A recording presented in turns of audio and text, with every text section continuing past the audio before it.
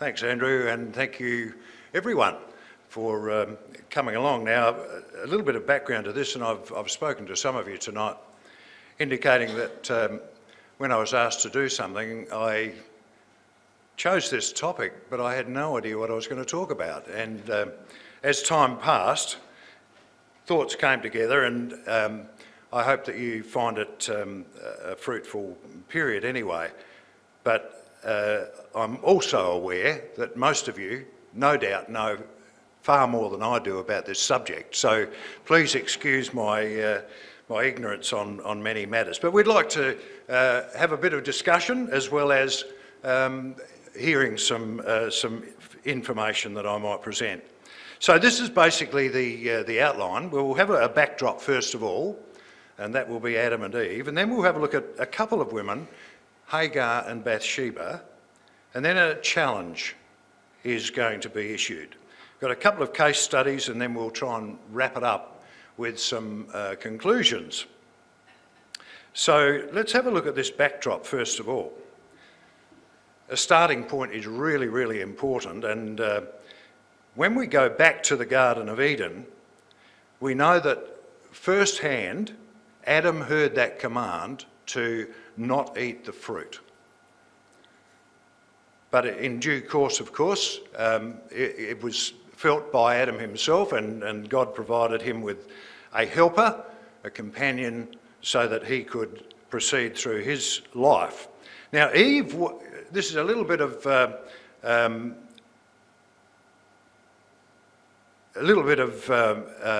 trying to think of the right word, presupposition, I suppose, that Eve was created with virtues that are complementary to Adam's, and they might have been things like what we call being wired differently today from men. Would you agree with that? Are we wired differently? Yeah. Girls, hands up. We're wired differently. Men, hands up. Yes. Okay. So, and that is a complex area, isn't it? We know that. Our emotions are different and have a different priority in our lives. Our levels of compassion and the maternal care, of course, is the realm of the female, the women. And Eve was created to demonstrate, perhaps, this is supposition once again, maybe it was a demonstration in the creation of God of his feminine side. Maybe there's a feminine side to God that we need to be conscious of. Anyway, in due course they did become one, and that implies that they not only had a physical companionship, but they also shared the same sorts of values in their circumstances, the same joyful life that they could enjoy together.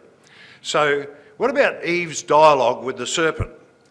I've always wondered where Adam was in all that. He just wasn't there.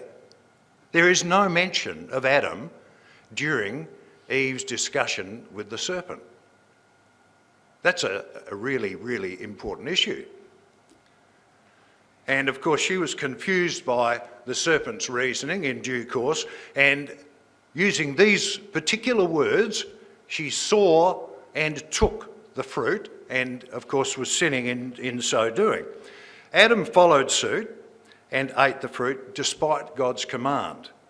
And so he, in fact, listened to his wife, we are told. He listened to his wife and took the fruit and likewise sinned. So the consequences of that are pretty predictable. And would you say there's any difference today between the consequences then and now?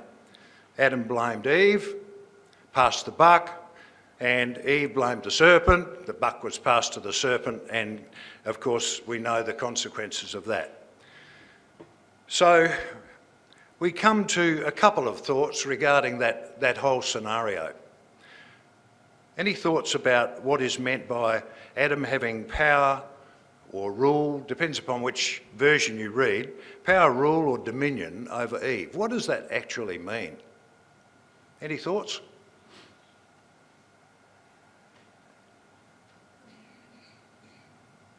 Well, the word does actually mean that, but what Adam was meant to was to show some leadership.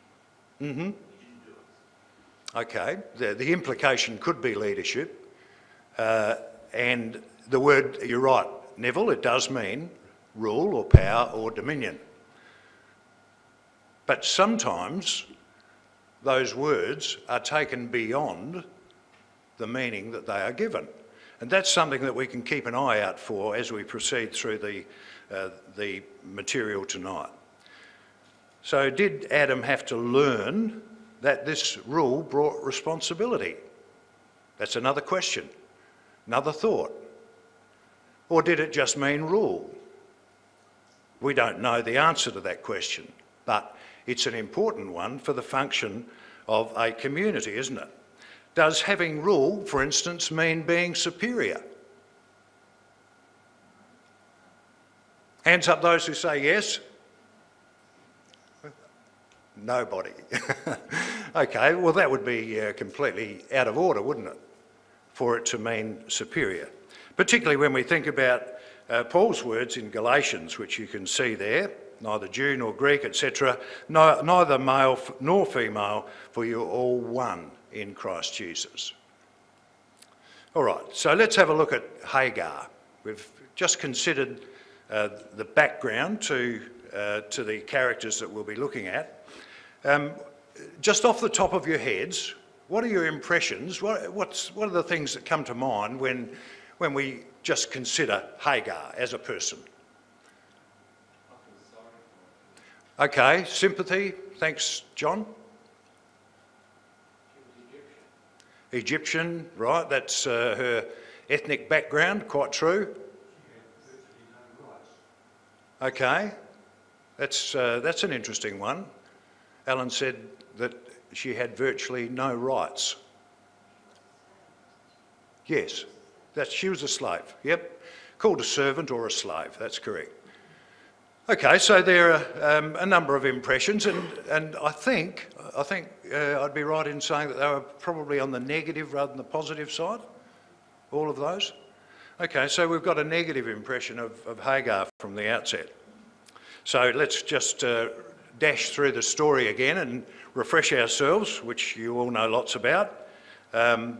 She was Egyptian slave or servant. That's a bit ominous to start with. We're missing one here actually, and that's where it is. Like Adam, Abram listened to his wife, and Sarai took Hagar the Egyptian, her servant, and gave her, so the initiative is being taken by Sarai, gave her to Abram, her husband, as a wife to give her children. So there's a lot of emphasis here on Sarai's initiative regarding Hagar.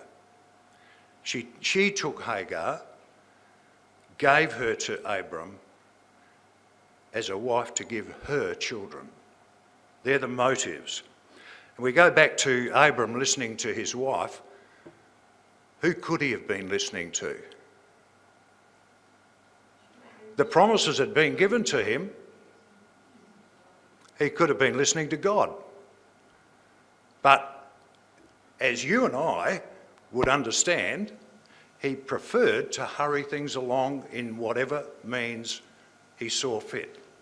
And maybe Sarai was in the same position. So Hagar did conceive, and as we know, this was the start of a real standoff, because she openly triumphed over the fact that she had a child on the way, whereas Sarai didn't. Her mistress was dishonourable in her eyes, we are told in chapter 16 of Genesis, verse 4. So the failure, really, to trust God in this whole scenario drove a wedge between Abram and Sarai. She blamed Abram and referred to God as the judge. He passed the buck to Sarai and actually said, "She's yours, do what you want to do." This is when the standoff occurred between Hagar and Sarai. She's yours, do what you want to do. And so when we think about the place of Abram in this whole scenario, any thoughts, any opinions?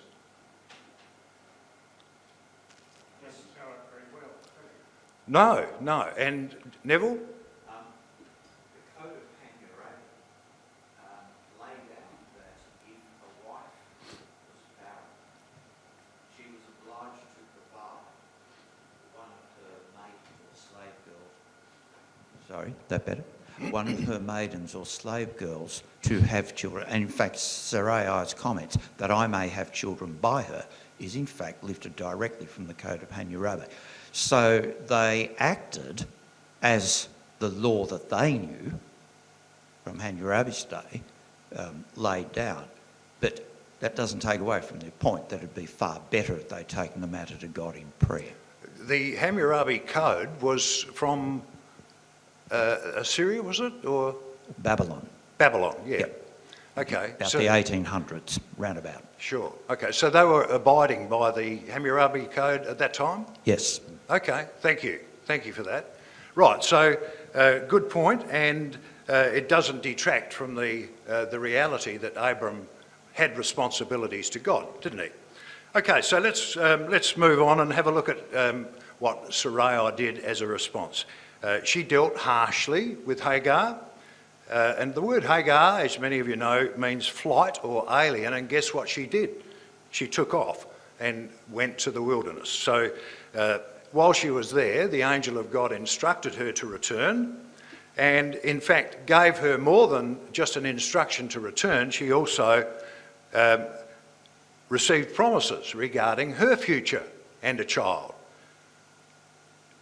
The angel said that she would have a son and the name would be Ishmael, but from Ishmael would come a multitude, and that he would be a wild donkey, a wild ass in some versions, and that he would endure a life of conflict.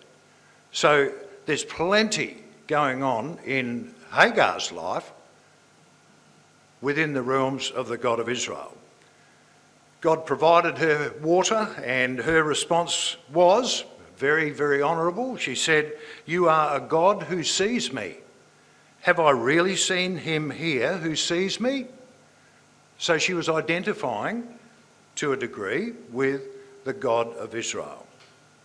And she acknowledged that God had a greater power and was influencing her life.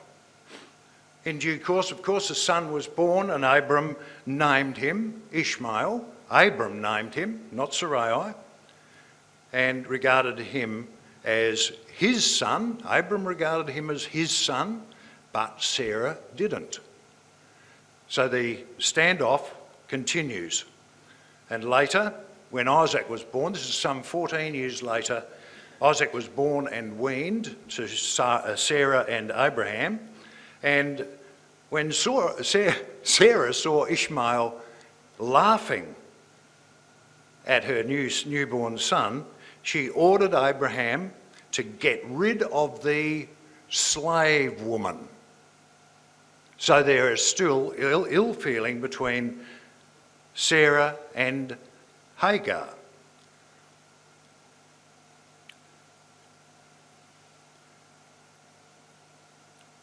Abraham is displeased with the circumstances which have arisen again, and God instructs him to do as Sarah says.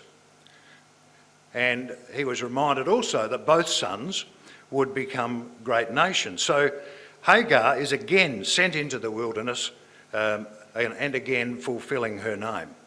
So there are a number of points that come from this, and no doubt you've thought of quite a range yourselves. But the opportunity for Hagar for salvation was so near and yet so far. She was in the orbit of faithful Abraham and his entourage. She was aware of the promises to Abram. She had actually received her own as well. She acknowledged God's presence and salvation in the wilderness on 2 occasions, and she personally received the promise regarding her own son. So did she finally accept the gospel? Well, we don't know. We do not know. But her downfall was on a number of occasions and for a number of reasons. She was opportunistic in that when she was going to have a child and Sarai wasn't. She claimed the upper hand over her mistress. And do we ever seek the upper hand? She was very human, and we're as vulnerable to those types of behaviours as anyone else. So Hagar is really worth some investigation as to the circumstances of her life and the opportunities presented and lost, why we do these things, and whether or not, in fact, she accepted the gospel is a very big question.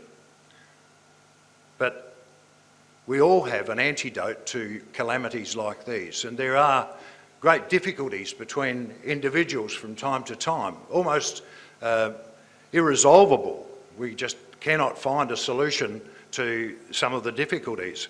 But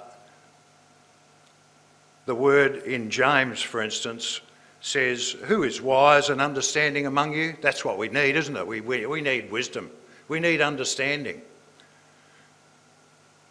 In red we see, but if you have bitter jealousy and selfish ambition in your hearts, do not boast and be false to the truth. This is not the wisdom that comes down from above, but it is earthly, unspiritual, demonic. For where jealousy and selfish ambition exist, there will be disorder and every vile practice. In contrast, the wisdom from above is first pure, then peaceable, gentle, open to reason, full of mercy and good fruits, impartial and sincere. And a harvest of righteousness is sown in peace by those who make peace. So there's a challenge for all of us. Challenge for Hagar, challenge for Abraham, challenge for Sarah. It's a challenge for all of us. It's about choices and priorities. We can choose to do that. We can prioritise it and make it very, very high on our list of responsibilities, or we can ignore it. And that can lead to the downfall of not just ourselves, but others as well. Beware also that reputations and weaknesses can become generational.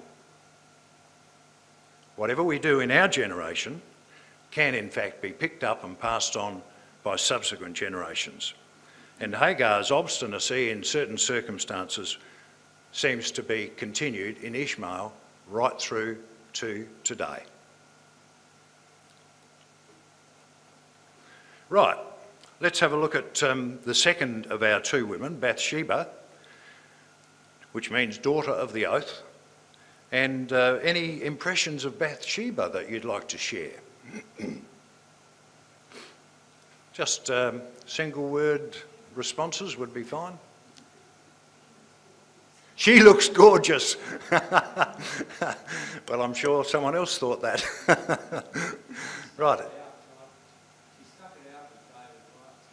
She stuck it out with David, that's right, exactly.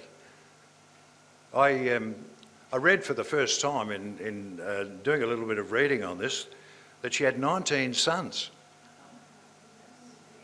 Add the concubines, which are not listed, and there must have been a fair few. It's amazing. Right, any other final comments?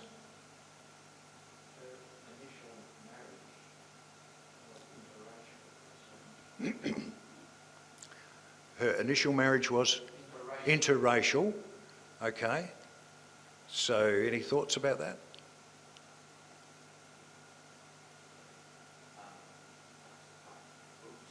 Sorry, perhaps a Thanks, couple. Neville. Uriah the Hittite, her husband, a Hittite of all, was one of David's 30 captains. Mm-hmm. He was a trusted man in David's army. Yep. And when David cast his eyes on her, there were lots of warning signs. Is not this Bathsheba the wife of Uriah? But more than that, she was a daughter of another of his 30 captains. Mm-hmm. And granddaughter of Ahithophel. She had significant credentials. Very much so. Yep, thank you. Okay, well, let's just be refreshed on her story, and you've already outlined some of those points. Uriah was a part of David's personal bodyguard, which meant that he and Bathsheba lived very close by, so that in the case of defending David, perhaps, he would be able to respond very quickly. We know that she loved Uriah. Bathsheba loved Uriah. Now, when spring came, that was the season of battles. Uriah was sent off to battle, but David stayed behind. Kings went to battle as well. Why would David stay behind? A great king, a great warrior. It's a question that we can't easily answer. And while he was staying behind, he witnessed Bathsheba ceremonially washing. Now, was the witness of Bathsheba ceremonially washing deliberate, or was it coincidental? I don't think we know that. Right, Sue just said that it doesn't matter whether it was coincidental or deliberate. He chose to act on it. And he did so. He saw and took her. Notice the similar wording to the circumstances of Hagar and Sarai and Abraham. He saw and took her. Maybe there's a reference there to the Garden of Eden as well, where they saw the fruit and took the fruit, and pregnancy resulted. So there was terrible scheming to cover up the sin, in that David dispatched Uriah, who was 100% faithful to David, to the extent that he wouldn't even go home when he was instructed to do so, because he wanted to stay close to David in case of need. But he was dispatched to death for his own ends. It's a terrible read when you find out how David conspired to make sure that Uriah would die. So we then move on, subsequent to those events, to Nathan's rich man, poor man parable, which suggests that David was predatory in getting Bathsheba as the poor man's lamb. And of course, he was guilty. His reaction to that parable, which Nathan related to him, was almost instantaneous when he realised that Nathan was referring to him. And David said to him, "I have sinned against the Lord." Now, how willing are we to admit fault?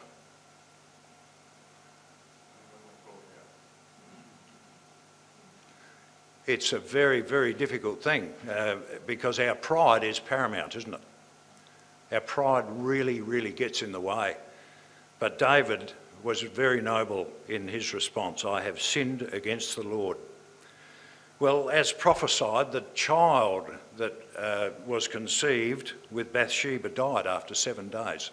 Now, there might be lots of significance in that short life and the number of days, but as prophesied, it all happened.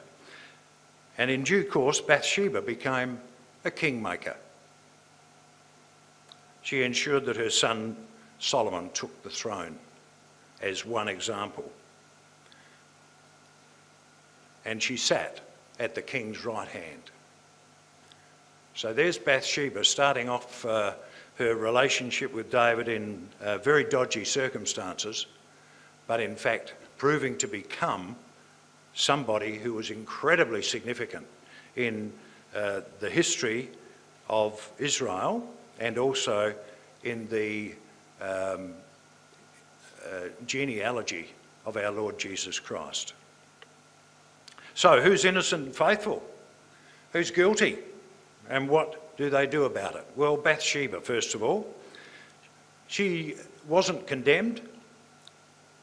she personally was not condemned in the scriptures. She was loved by both men,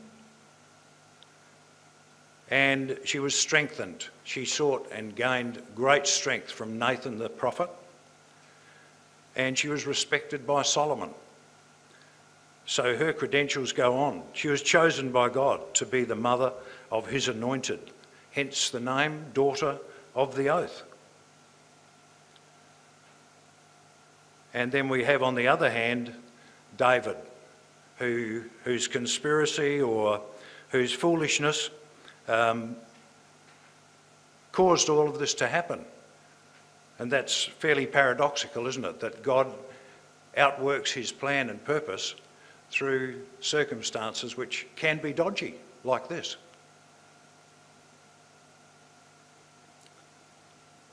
David said to God, "I have sinned greatly in that I have done this thing, but now please take away the iniquity of your servant, for I have acted very foolishly." And so that's a wonderful example. We've got two wonderful examples there. We have faithful Bathsheba, and we have David, who acknowledges with a contrite heart the faults which he has committed. And of course, in due course, he becomes a man after God's own heart, doesn't he? So there's hope for all of us. We've seen how some men rule over women in their lives, and there are many other examples that would have been crossing your mind while we've been going through this. And in society today we see many, many terrible consequences of some men ruling over their wives, don't we? How do we reconcile these things? Adam having power or rule or dominion over Eve, plus the quotation from the 1 Corinthians 11, the head of every man is Christ, and the head of the woman is the man, and the head of Christ is God. How do we reconcile that with a new commandment I give to you, that you love one another just as I have loved you? You also are to love one another. How do we reconcile that? Any thoughts? I've always seen Do we have a microphone, John? Is that available?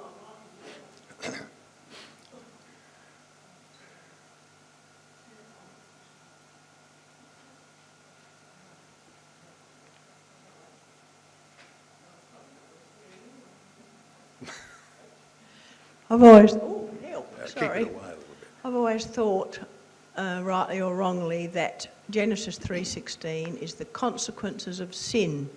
It's the natural outcome of their disobedience to God, so therefore the wonderful marriage they had would therefore become a struggle. However, the other ones in the New Testament are about in Christ, where you have a total different framework at work.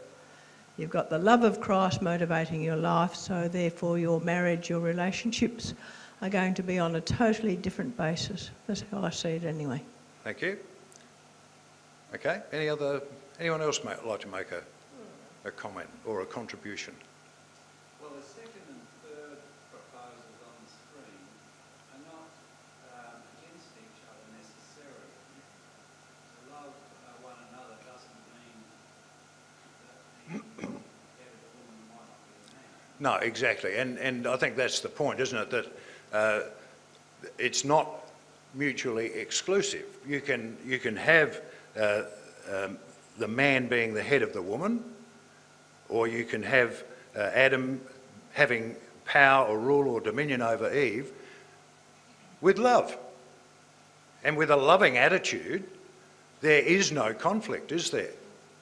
The outworking of love is the absolutely fundamental core to successful relationships in this regard. So when we think back over the incident with Hagar and also Bathsheba,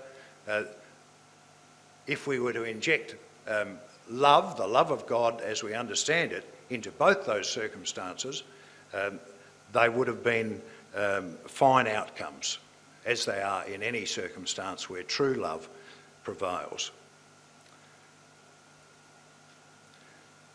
So God and Jesus Christ, of course, exercised those principles in different ways. We've looked at Hagar and we've looked at Bathsheba. I'd like to have a look at a couple of case studies. First of all, the woman caught in adultery, and you've no doubt picked up now that in starting to look at this subject about women who deserve more than a passing thought, as I was reading up on this and trying to work out what on earth am I going to talk about, it became very apparent that discussing these women is sometimes more about men than it is about women, and how we regard our women and sisters and wives and children. So the woman caught in adultery, we'll have a look at this, and I might need a microphone to amplify this. Thanks. You'll know the story, but sometimes it's nice to have the sound, isn't it?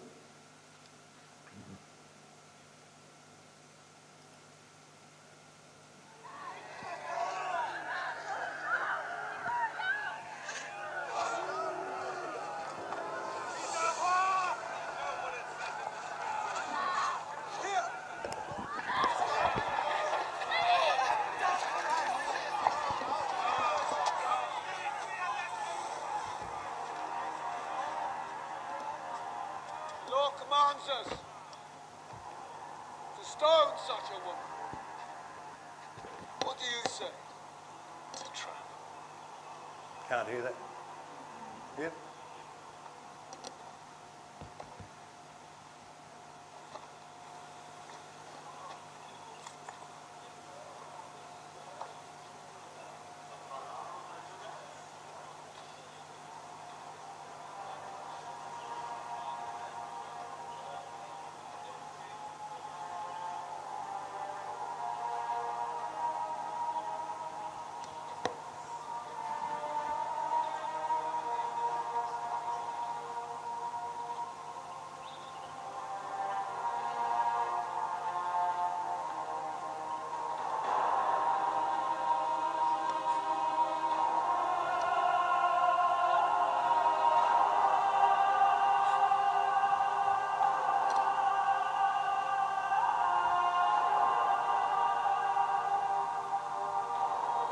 I'll give my stone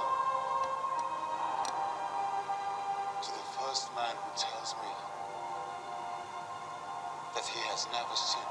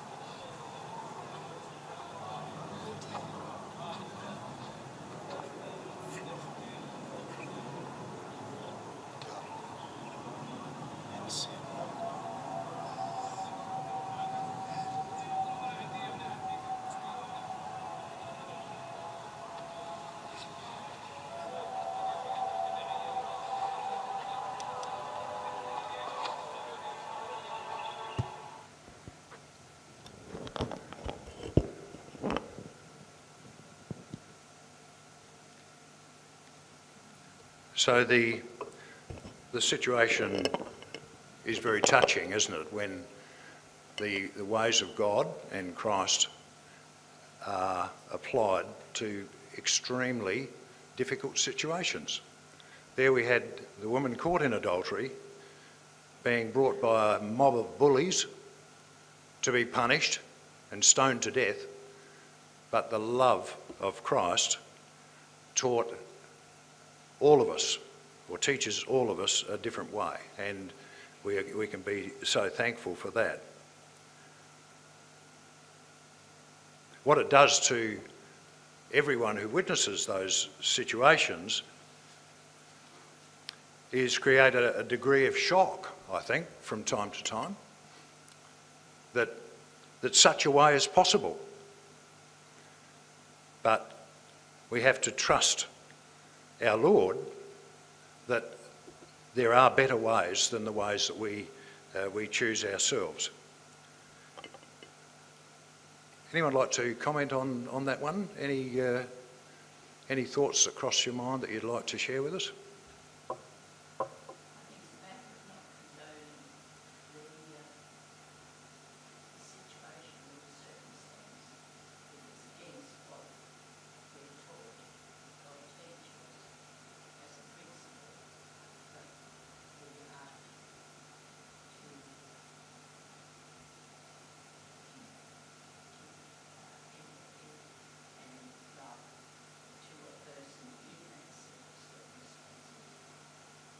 Yeah, we need to trust that, don't we? We need to trust God's way as being...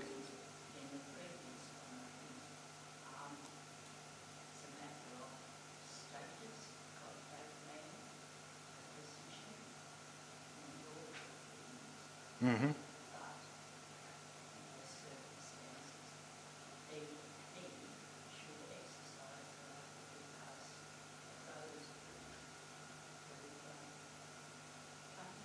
Yes. Yep. Yes, yes. And I think the word, when we use the word love in those circumstances, we need to keep it in mind that it has at its background wanting what is best for the other. It has to involve that concept of wanting what is best for the other, even at the expense of the individual's sacrifice themselves. As I think one of the early Christian writers has it, that the husband ought to be willing to be cut into 1,000 pieces if it were for the betterment of his wife. Yep. Okay, thank you. That's essentially what the gospel is all about. It's about bringing out the best in each other, isn't it? We really, really need to trust that that is what it's about. And ultimately, the best will be seen in the kingdom. But we need to trust now and use that principle at this point. Anyone else like to make a comment? Wonder where? Yes, exactly. That's the point. Before we came here, we were chatting with a friend who was on his way to the airport, but and I mentioned what we were talking about tonight, and he said that there was a girl who died in Melbourne not long ago. She was just assaulted, plain assaulted, randomly, and died as a result of that assault. And the backwash to that, the handling of that situation was, well, let's get the girls together, because 1 in 4 girls has a chance of being assaulted during their lifetime.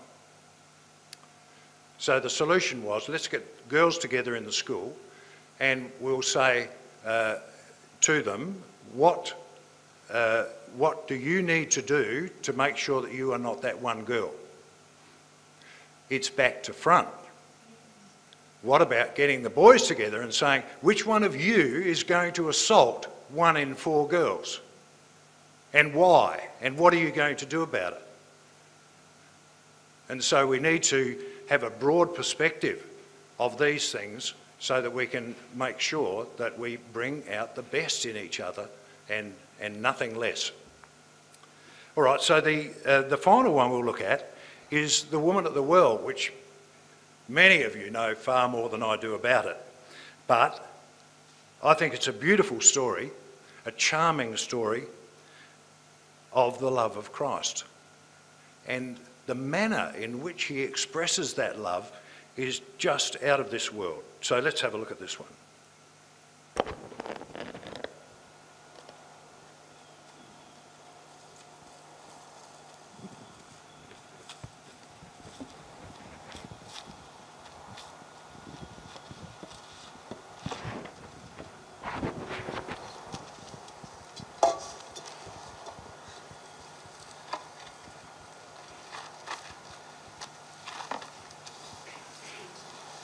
give me to drink?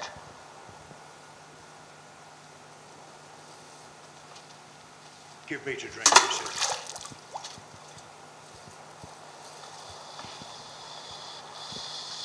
How is it that thou, a Jew, askest drink of me, which am a woman of Samaria? The Jews have no dealings with the Samaritans.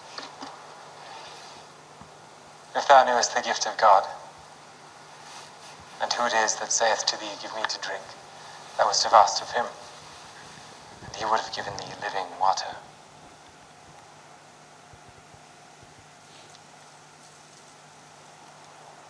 Sir, thou hast nothing to draw with. The well is deep. From whence then hast thou this living water? Art thou greater than our father Jacob, who gave us this well, and drank thereof himself, and his children, and his cattle? Whosoever drinketh of this water shall thirst again. But whosoever drinketh of the water that I shall give him shall never thirst. The water that I shall give him shall be in him a well of water springing up into everlasting life.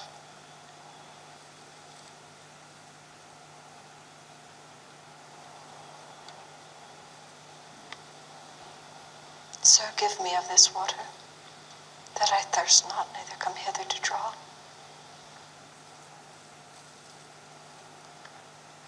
Go, call thy husband, and come hither. I have no husband. Thou hast well said, I have no husband. For thou hast had 5 husbands. Sir, I perceive that thou art a prophet.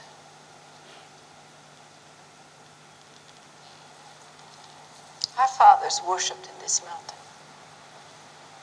And ye say that it is in Jerusalem that men ought to worship. Woman, believe me, the hour cometh when ye shall neither in this mountain, nor yet at Jerusalem, worship the Father. Ye worship ye know not what. We know what we worship, and salvation is of the Jews. And the hour cometh, and now is, when the true worshippers shall worship the Father in spirit and in truth. For the Father seeketh such to worship him. For unto such hath God promised his Spirit, and they who worship him must worship in spirit and in truth. I know that Messiah cometh, which is called Christ. And when he is come, he will tell us all things. I that speak unto thee am he.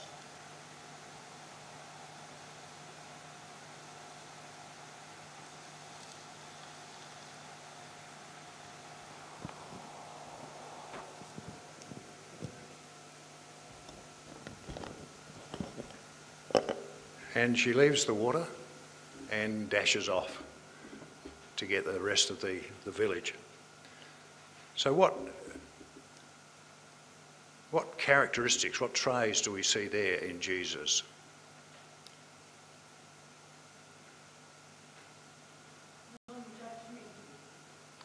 Okay, she's a Samaritan woman. You wouldn't know it, would you?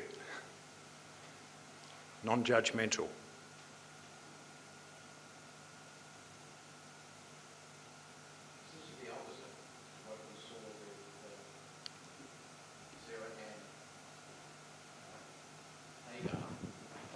This is the opposite of what we saw with Sarah and Hagar. Sarah was a Chaldean and Hagar was an Egyptian.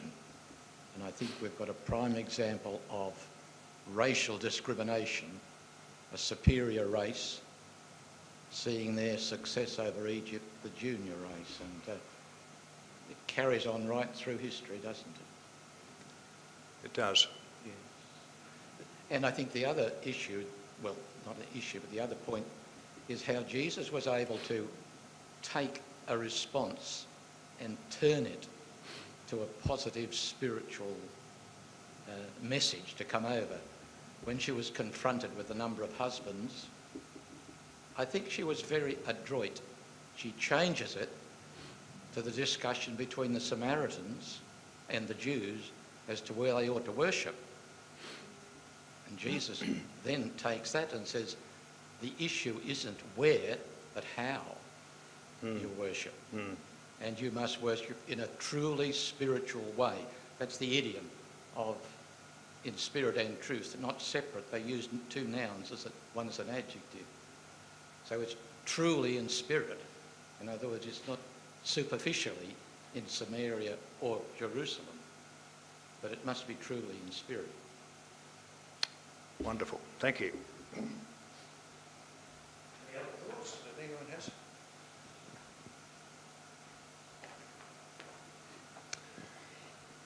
Okay, so there we've seen quite a contrast in a number of personalities, a small number of personalities, and interestingly, I think we have found that the incidents regarding Hagar and Bathsheba especially are not just about them, but they are equally and even more so about the men in the stories who might provoke particular behaviours in the women.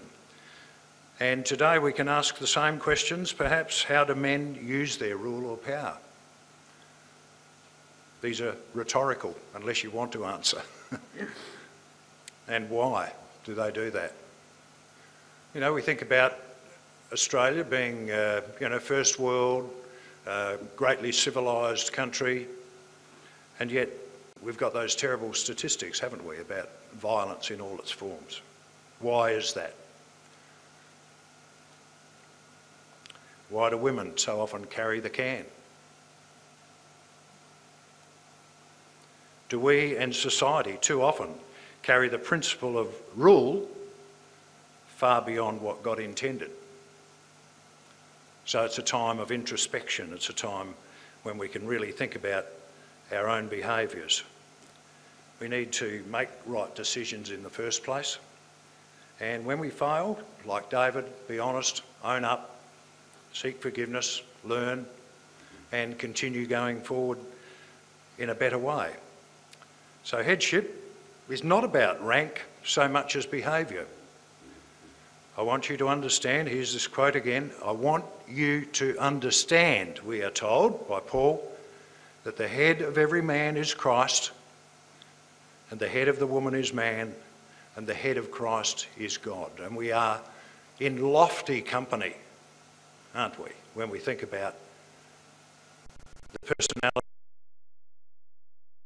wonderful privilege and honour that we have.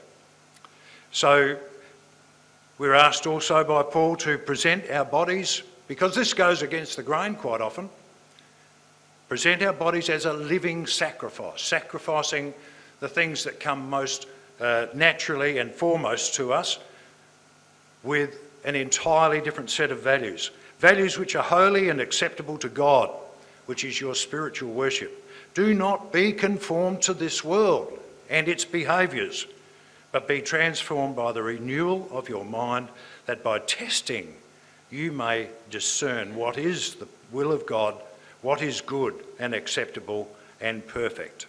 Put off your old self, be renewed in the spirit of your minds, and to put on the new self, created after the likeness of God in true righteousness and holiness. Headship is about unity and harmony and relationships, building relationships. And I'm sure you'd agree that the great virtue of God and Jesus is love. God is love. And regarding headship, the best way to pull rank is to love one another as they, God and Jesus, have loved us. A new commandment I give to you, that you love one another just as I have loved you. So the example is there. And sin in the garden disturbed the harmony, we know that. And unity and relationships are restored by following Jesus' example and his footsteps. The Bible is a book about behaviour and relationships. And one final quote, Sisters and brothers, look carefully how you walk, not as unwise but as wise, making the best use of the time because the days are evil. Therefore do not be foolish but understand what the will of the Lord is, submitting to one another out of reverence for Christ.